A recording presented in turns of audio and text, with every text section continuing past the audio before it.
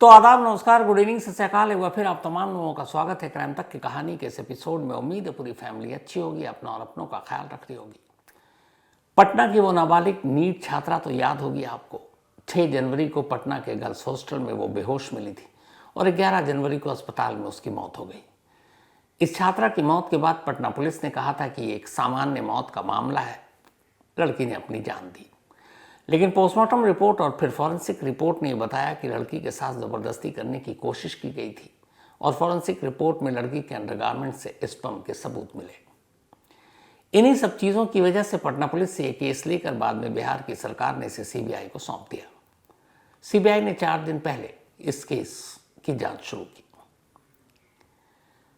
CBI जांच कर रही है। 15 फरवरी को सीबीआई को इस नीट छात्रा के घर पटना से 50 किलोमीटर दूर जहानाबाद जाना था ताकि फैमिली से पूछताछ कर सके। लेकिन उससे 24 घंटे पहले 14 फरवरी यानी वैलेंटाइंस डे के दिन इस नीट छात्रा के घर किचन की खिड़की के रास्ते एक कागज का टुकड़ा आकर गिरता है और उस कागज के टुकड़े पर 3 लाइनें लिखी थी, ज्यादा न बन, सब मारा जाएगा, सबके जान जाएंगे। जाहिर सी बात है कि ये एक धमकी भरा लेटर था और ये इस घर में किचन के रास्ते किसी ने फेंका था। इस धमकी भरे लेटर के मिलने के अगले ही दिन सीबीआई की टीम इस छात्रा के घर पहुंचती है। माँ, भाई और पिता से पूछताछ करती है। वो पूछताछ क्या होती है आगे बताऊंगा, लेकिन ये पूछताछ करने के बाद सीबीआई लौट जाती है। लौटने के बाद अब दोबारा 2 दिन बाद 15 फरवरी को पहली बार पूछताछ की 5 घंटे तक। 17 फरवरी को दोबारा सीबीआई की भारी भरकम टीम जहानाबाद पहुंचती है, लड़की के घर वालों से पूछताछ करती है और बयान दर्ज करने के बाद सीबीआई की टीम लौट जाती है। जैसे ही सीबीआई की टीम लौटती है, अचानक इसी नीट छात्रा के घर उसी किचन में खिड़की के रास्ते एक और कागज का टुकड़ा आकर गिरता है। जब कागज का टुकड़ा खोला गया तो इस बार उसमें लिखा हुआ था, न मानोगे, बेटी गई, बेटा भी मरेगा 2 दिन में। अब ये वो दोनों लेटर हैं जो आप देख रहे हैं। पहला जो 14 फरवरी को इस घर में आया, दूसरा जो 17 फरवरी को। आप गौर से देखेंगे तो दोनों लेटर की लिखावट लगभग एक जैसी है। जो ना शब्द है हिंदी में वो लगभग हूबहू मिलता है, बाकी के भी शब्द मिलते हैं।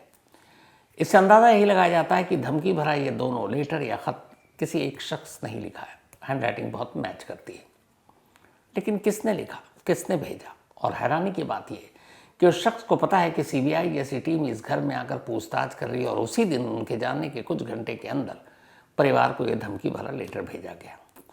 अब अगर इन दोनों लेटर को पढ़ें और ये वाकई सचमुच एक धमकी भरा खत इस परिवार को भेजा गया तो एक चीज़ साफ है, वो ये कि इस परिवार को कोई धमका रहा है कि सब खामोश रहो, वरना जैसे बेटी मरी है बेटा भी मारा जाएगा। अब अगर बेटी ने अपनी जान नहीं दी है तो इसका मतलब है कि इस लेटर के हिसाब से, इस धमकी के हिसाब से उसे मारा गया। बट सवाल यह है कि लेटर किसने लिखा, किसने जोखिम इतना बड़ा लेकर, जब सीबीआई की टीम भी वहीं और ये घर के अंदर फेंका। आसानी से पता चल सकता था, लेकिन अफसोस की बात यह कि ये जो लड़की का घर है उसके आसपास कोई सीसीटीवी कैमरा नहीं है, तो ये पता नहीं चल पाया। दोनों लेटर मिलने के बाद लड़की के घर वालों ने लोकल पुलिस में इसकी कंप्लेंट दर्ज की। उसके बाद हुआ ये कि अब एक गार्ड, एक पुलिस वाला इस घर के बाहर निगरानी कर रहा है।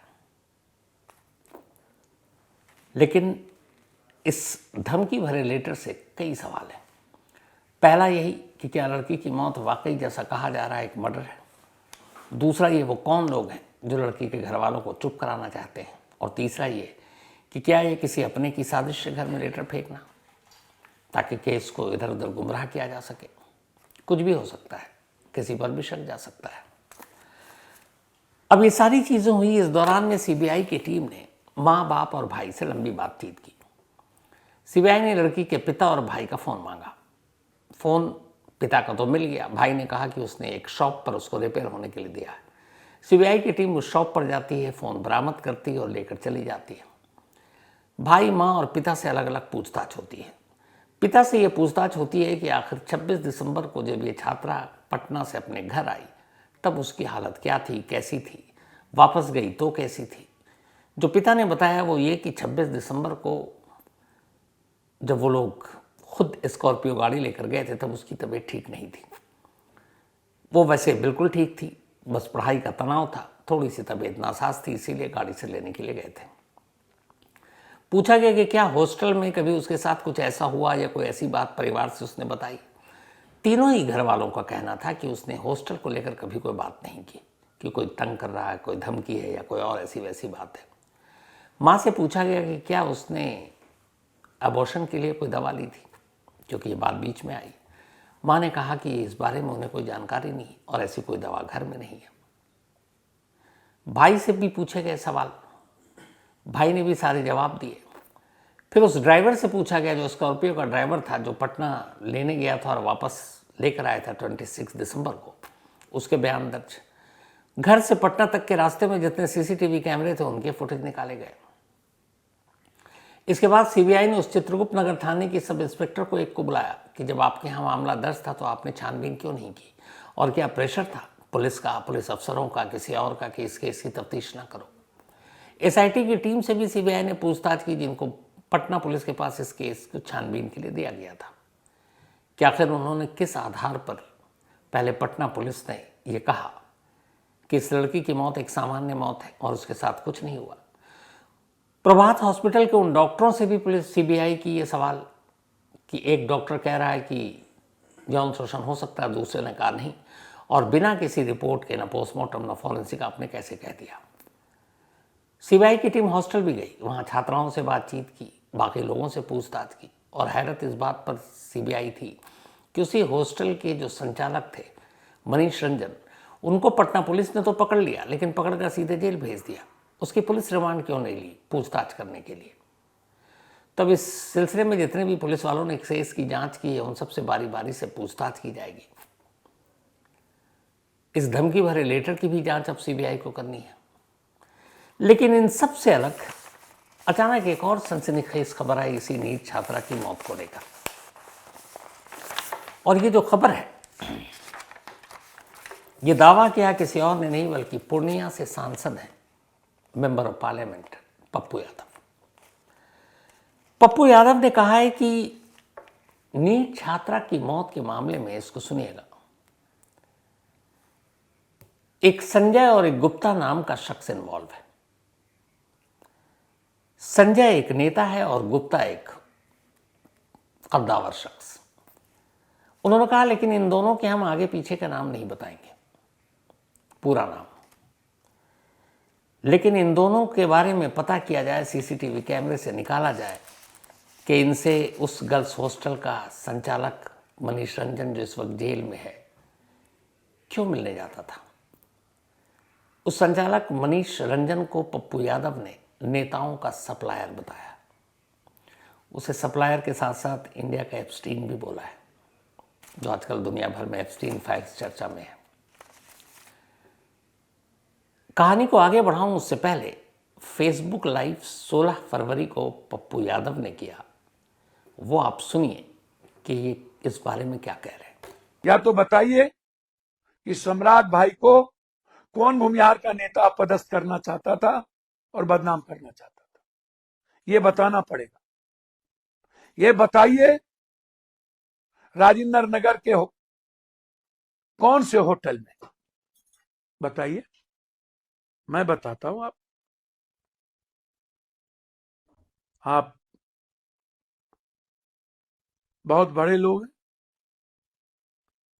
मैं आपसे जानना चाहता हूं, नाम नहीं बोलूंगा, बोरिंग रोड के नागेश्वर कॉलोनी में कौन से ऐसे नेता हैं जिसका नाम संजय है, अंतिम नाम नहीं बोलूंगा, जिसका घर खगड़िया है,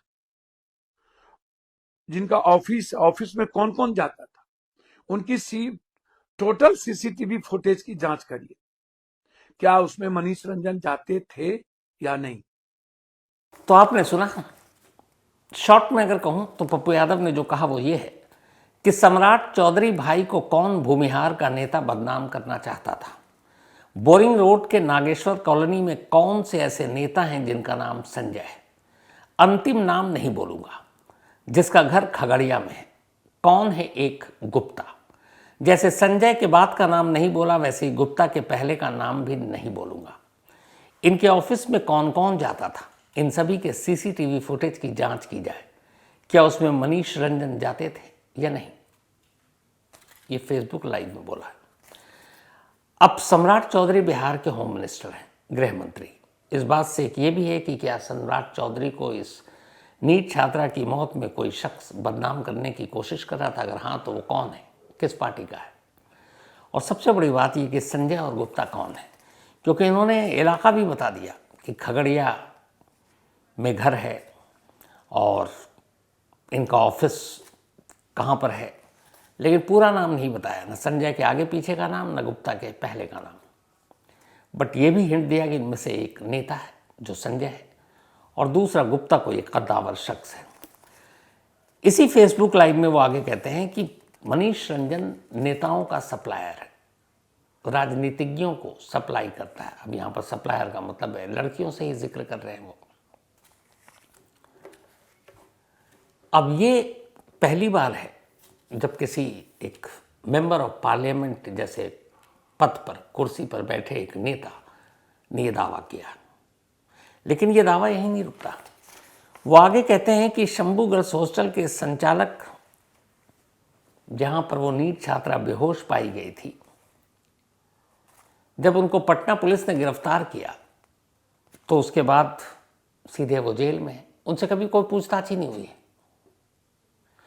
और नेताओं या ऐसे लोगों के बीच की कड़ी है इस गर्ल्स हॉस्टल का संचालक, यानी एक तरह से मालिक मनीष रंजन।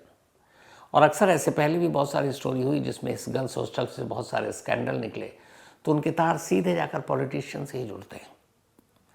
तो यहाँ भी क्या ये कहानी उसी तरफ जा रही है जो दबी जुबान में लोग बात कर रहे हैं कि इसमें पॉलिटिशियन का हाथ है, इसमें बहुत सारी चीज़ें हैं।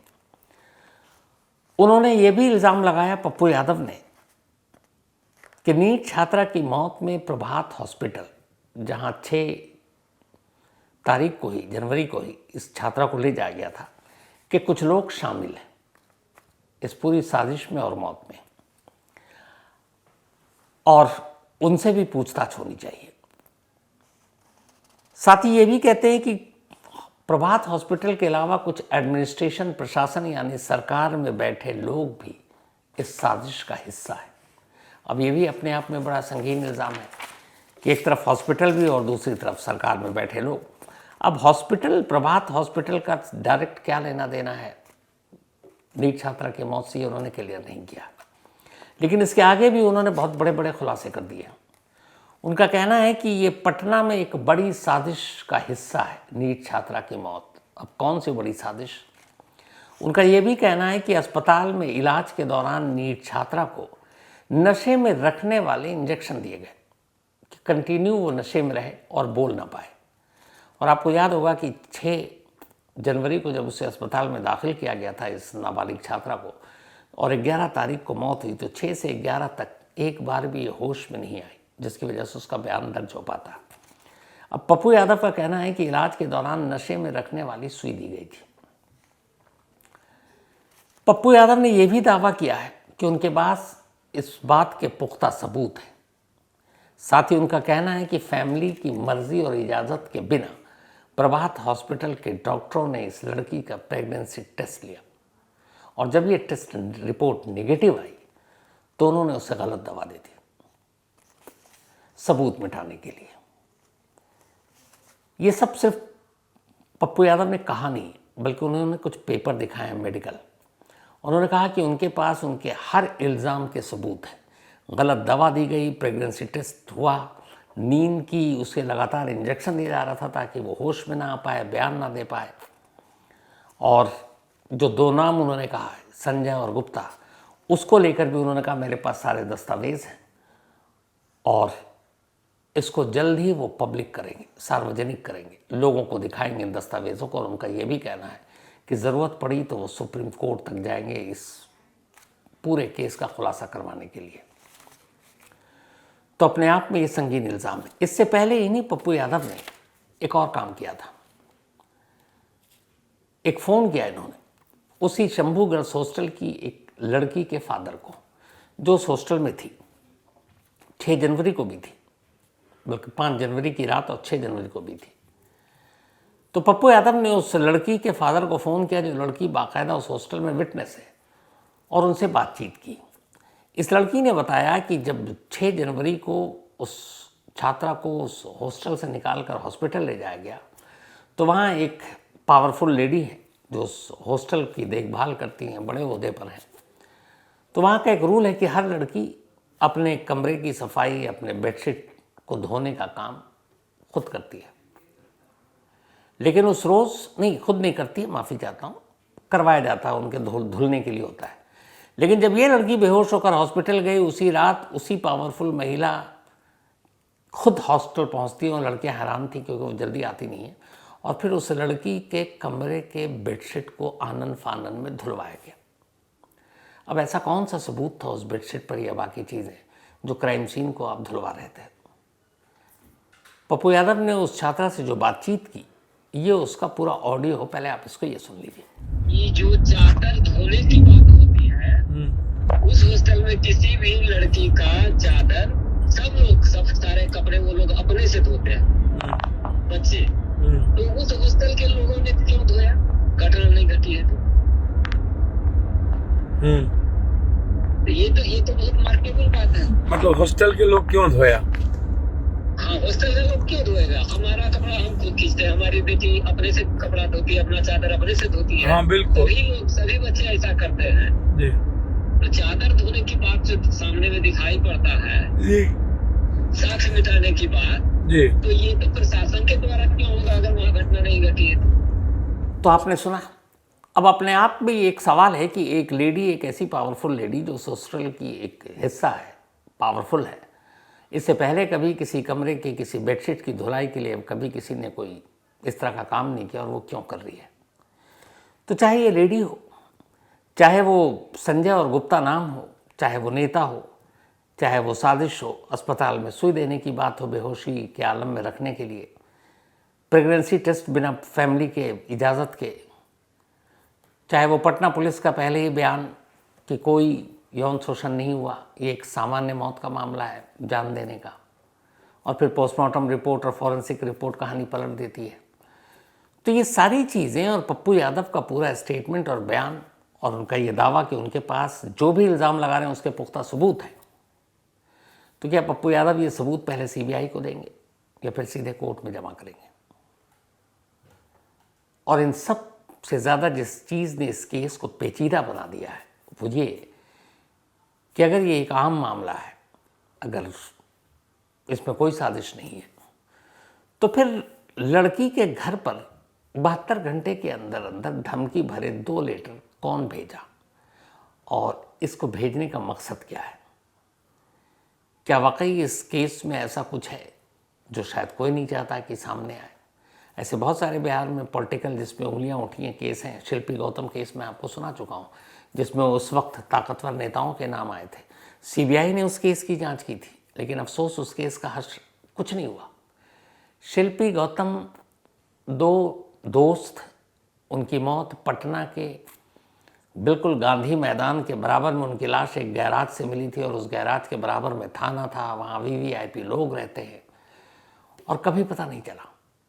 जबकि उसमें बड़े बड़े लोगों के नाम आए, सरकारी गेस्ट हाउस का नाम आया, वहाँ ले जाकर गैंगरेप की बात आई, लेकिन उस केस का हश्र हम सबको पता है। तो डर इसी बात का है कि इस केस में भी जिस तरीके से नेताओं का, पटना के ताकतवर लोगों का लगातार पटना में हर एक कोई दबी जुबान में इसको लेकर बात करता है, और ये धमकी भरा खत और एक एमपी का ये सनसनीखेज दावा, तो क्या ये भी केस उसी लाइन पर है? क्या इसमें भी नेता इन्वॉल्व है? और क्या ये एक बड़ी साजिश का हिस्सा है पटना में जो कुछ होता है? और अगर ये सब कुछ है तो क्या सीबीआई इसका खुलासा कर पाएगी? पास्ट को देखते हुए उम्मीद कम नज़र आती है, क्योंकि शिल्पी गौतम जैसे बहुत सारे केस हैं जो हमारे सामने हैं। तो इतिहास देखें तो मुझे नहीं लगता कि इस केस का सच बहुत जल्द सामने आएगा, और अगर इसमें बड़े लोग शामिल हैं, नेता हैं, तो फिर ये भी है कि वो नेता सरकार के हों, तभी तो ये सारी चीज़ें चल रही हैं। क्योंकि आजकल पॉलिटिक्स में आपको पता है दुश्मनी, एक दूसरे को मौके के ताक में रहते हैं अपोजिशन और जो सत्ता में बैठे हैं, कि कब मौका मिले और वो उन्हें नोच डालें। तो यहाँ पे अगर मामला पावर का है, सरकार का है और उससे जुड़े लोगों का है, तो फिर भूल जाइए कि ये सच सामने आ पाएगा। और घर वाले वैसे भी कह रहे हैं कि हमें तो सीबीआई से उम्मीद नहीं, और हमने सीबीआई जांच मांगी भी नहीं थी, हमने तो जुडिशियल इंक्वायरी की मांग की थी। सरकार ने बिना हमसे पूछे ये सीबीआई को दे दिया, जबकि नियम ये है कि परिवार मांग करती है, उसके बाद आप सीबीआई जांच की सिफारिश करते हैं। लेकिन ये शायद हाल के वक्त का इकलौता केस है जिसमें फैमिली ने न मांग की, न चाहती थी, सरकार ने उठाकर सीबीआई को दे दिया। और सीबीआई से बेस्ट एजेंसी कौन है केस को ठंडे बस्ते में डालने के लिए? फिर भी नाउमीदी में एक उम्मीद है कि शायद क्या पता सच सामने आ जाए। तो इसी उम्मीद के साथ आज की कहानी में फिलहाल इतना ही, लेकिन कहानी ख़त्म करूं उससे पहले वही अपना सिलसिला। आज तेजल बा नागेंद्र सिंह चावड़ा, इनका बर्थडे है, और तेजल जी धर्मपत्नी है नागेंद्र सिंह चावड़ा जी के। तो हैप्पी बर्थडे तेजल जी। साथ ही चांदनी परवीन, इनका भी आज बर्थडे है, तो हैप्पी बर्थडे चांदनी। और ये आसिफ इकबाल की वाइफ हैं। शबीना, इनका भी आज बर्थडे है, तो हैप्पी बर्थडे शबीना, और ये वाइफ है नवाज़ खान की। इसके अलावा सुनित, इनका भी जन्मदिन है, तो हैप्पी बर्थडे सुनित साहब। और ये भेजा है रंजना ने, रंजना जी के हस्बैंड हैं सुनित, और साथ ही इनके दोनों बेटे अनमोल रतन, समर एंड रुद्र। तो वंस अगेन सुनित जी हैप्पी बर्थडे। इसके अलावा शुभांगी एंड अवीर, इनका भी आज जन्मदिन है, तो शुभांगी और अवीर, आप दोनों को हैप्पी बर्थडे। हमेशा अच्छे रहें, खुश रहें। और ये भेजा रूटा ने है, बल्कि रुता। तो इसके साथ ही कहानी में आज इतना ही। अब आपसे मुलाकात होगी कल रात 9 बजे किसी नई कहानी के साथ। तब तक अपना और अपनों का ख्याल रखिएगा। Thank you very much.